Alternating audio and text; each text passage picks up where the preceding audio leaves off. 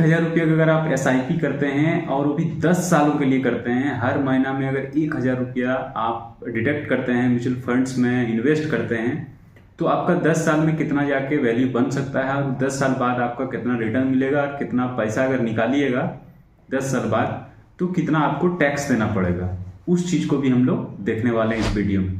तो सबसे पहले देखते हैं कि 1000 रुपये अगर आप इन्वेस्टमेंट करते हैं हर महीना में, और जैसा कि रिटर्न दिया है SBI वगैरह जितना भी म्यूचुअल फंड्स हैं, लॉन्ग टाइम वाले म्यूचुअल फंड्स 10 साल 12 साल जिसने अभी रिटर्न दिया है 20 22 25% तक का रिटर्न दिया है, ऐसे ऐसे फंड्स हैं 26% तक का रिटर्न दिया है, 10 सालों का एनुअलाइज रिटर्न। तो उतना ज़्यादा रिटर्न को हम कैलकुलेट नहीं कर रहे हैं, उसमें से हम सिर्फ 15% को रिटर्न ले रहे हैं। 15% का रिटर्न लेने से जो कि 10 सालों के बाद जो आप इन्वेस्ट कीजिएगा तो उस टाइम आपका वैल्यू कितना बनेगा, आपका पैसा कितना बनेगा, उस चीज़ को देखते हैं। तो आपका टोटल रिटर्न जो बनेगा वो 1,43,000 रुपये बनेगा। आपका रिटर्न 15% के अनुसार से 1,43,000 रुपये बनेगा और टोटल वैल्यू बनेगा 2,63,000, क्योंकि 10 सालों में हर महीना में अगर आप 1,000 रुपये अगर इन्वेस्ट करते हैं तो 12 महीना में 12,000 रुपये होता है। 10 सालों में 1,20,000 रुपये टोटल आपका पैसा रहेगा, यानी कि 1,20,000 रुपया आप इन्वेस्ट कीजिएगा, वो पैसा रहेगा और टोटल रिटर्न जो बनेगा वो 1,43,000 रुपये बनेगा।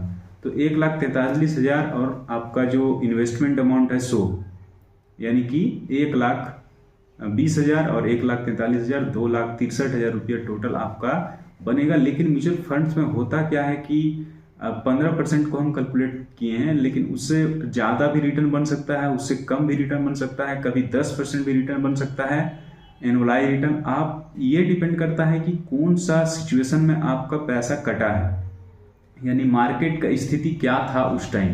यानी कि अगर मार्केट बहुत ज़्यादा अप होगा उस टाइम तो आप मान लीजिए कि कोई भी सामान अगर खरीदते हैं और मार्केट बहुत ज़्यादा बढ़ा हुआ है, उसका भाव बहुत ज़्यादा बढ़ा हुआ है, तो आप तो समझ जाइएगा कि इसका भाव अभी बढ़ा हुआ है, अभी हम खरीदेंगे तो फिर हमको कम रिटर्न मिलेगा, कम पैसा ज़्यादा लगेगा और सामान कम मिलेगा।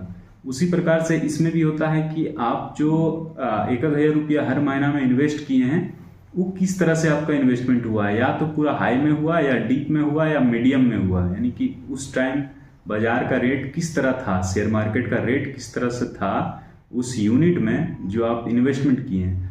तो अगर आप SIP करते हैं तो ये चीज़ पता करने की कोशिश कीजिए कि कौन सा डेट में इन्वेस्ट करने से ज़्यादा अच्छा रिटर्न मिल सकता है। तो ज़्यादातर ये चीज़ देखा गया है कि लोग हमेशा 1 से 10 तारीख तक ही अपना SIP करते हैं, क्योंकि सबका सैलरी लगभग 1 से 10 के बीच में ही आता है और 1 से 10 के बीच में अपना इन्वेस्टमेंट जिसको करना रहता है वो कर देते हैं।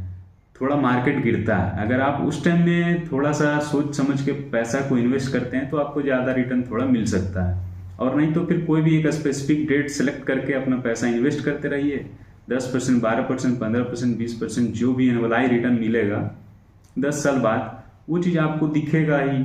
हर महीना में आप अपना पोर्टफोलियो को देख सकते हैं, हर दिन आप पोर्टफोलियो को देख सकते हैं, तो उस तरह से अपना इन्वेस्टमेंट कर सकते हैं। और 1,000 रुपया भी कम से कम अगर आप इन्वेस्ट करते हैं तो हम 10 साल के लिए बताएं आपको, और मान लीजिए कि यही 10 साल के जगह में अगर आप एग्जाम्पल 20 साल के लिए कर दें,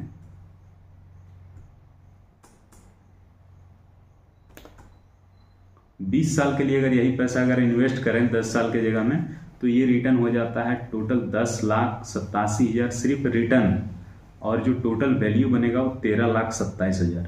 यानी कि आपका पैसा 1,20,000 रुपये 10 साल में लगा था और फिर अगले 10 साल में 1,20,000 लगा, यानी कि टोटल आपका पैसा 2,40,000 लगा और रिटर्न कितना में मिला तो 10,87,000। तो 10,87,000 सिर्फ रिटर्न है और आपका 2,40,000, 13,27,000 रुपये टोटल बनता है। तो ये कंपाउंडिंग होता है, कंपाउंडिंग इंटरेस्ट इसी को कहा जाता है। 15% का ही रिटर्न हम उस टाइम भी लिए थे और 15% हम अभी भी ले रहे हैं। तो 15% का ही रिटर्न में अगर आप लॉन्ग टाइम तक SIP करते हैं, ये तो 20 साल का है, अगर 25, 30 साल, 35 साल के लिए करते हैं, अगर आपका एज अभी 20, 25 साल, 30 साल हो रहा है, तो ऐसे टाइम से अगर आप SIP करना शुरू करते हैं तो रिटायरमेंट के एज के लगभग में आपके पास करोड़ों रुपया भी हो सकता है। क्योंकि आपके पास ऐसा नहीं है कि आप 21,000 रुपये इन्वेस्ट कीजिएगा, हो सकता है धीरे धीरे कभी कभी आप बढ़ा भी सकते हैं, घटा सकते हैं। तो धीरे धीरे अगर इन्वेस्टमेंट बढ़ता है तो और लॉन्ग टाइम तक अगर आप इन्वेस्टेड रहते हैं तो आपका रिटर्न ऑटोमेटिक बढ़ेगा ही बढ़ेगा। अब इसमें हम लोग अगर टैक्स देखें तो टैक्स जो है कि अगर 1 साल के अंदर 1,25,000 रुपया आप निकालते हैं तो 1,25,000 रुपया टैक्स के थ्रू से आपको कोई पैसा नहीं देना होगा, क्योंकि 1,25,000 1 साल के लिए अंदर अगर निकालते हैं तो उसमें टैक्स नहीं लगता। उससे ऊपर अगर आप निकालते हैं तो जाकर के आपको 12.5% का टैक्स देना होगा। उस तरह का अभी चल रहा है टैक्स सिस्टम। तो उसके अनुसार से जो पैसा आप निकलेगा उसका टैक्स लगेगा। कोई खास टैक्स में भी नहीं जाता है, लेकिन अगर आप एक ही बार ज़्यादा पैसा निकालिएगा तो सरकार को भी तो टैक्स चाहिए, तो वो टैक्स लगेगा उस टाइम। तो इस तरह से अपना इन्वेस्टमेंट आप लोग कर सकते हैं। अगर आपको ये वीडियो अच्छा लगा होगा तो प्लीज़ वीडियो को लाइक और चैनल को सब्सक्राइब करके बेल आइकन जरूर ऑन कीजिए। वीडियो को लास्ट तक देखने के लिए थैंक्स।